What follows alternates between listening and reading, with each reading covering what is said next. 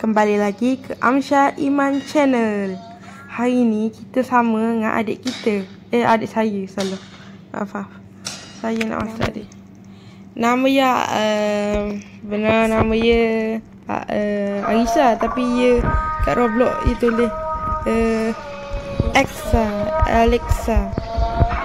Siapa nak kejap. Coba saya ada bising. Sama tunggu mak kakak ada ke atas. Okey. Sama. Hai, ini adik. Saya adik Amsyah. Kat tangan. Jangan. Okey, emang tu. Cuba tengok ada free gun. Hai semuanya. Saya lebih jago main parkour daripada Amsyah. Kecil ini dia tak pandai.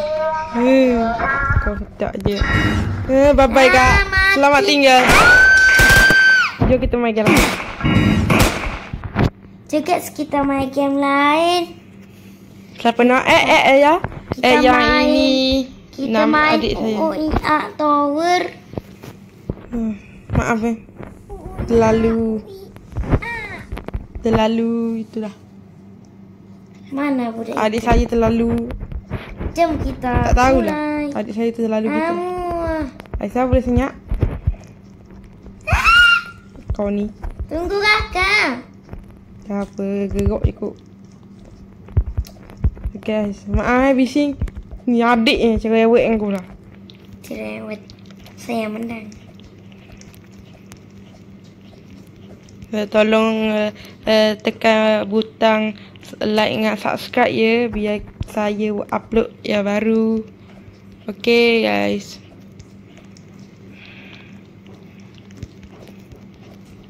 Siapa ketuk pintu? Cuba lagi. Semangat. Aisyah? Semangat. Oh bukan ketuk pintu tu. Ibu tengah tu. Tumbuk apa? Bawang. Maaf.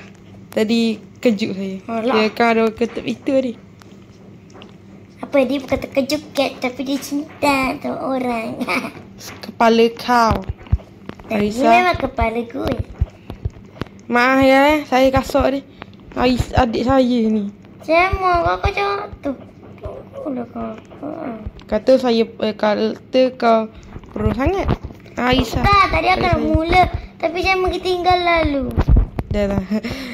Penonton ni. Hai guys, jangan lupa like, subscribe, komen dan share.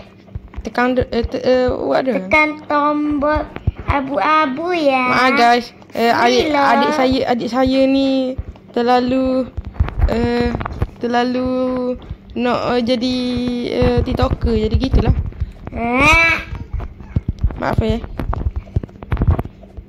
Saya berumur 10 tahun. Dia berumur 1000 tahun. Jangan percaya. Penuh ke? Okey, sekian ini saja. Goodbye. Bye. Kita dengan kakak.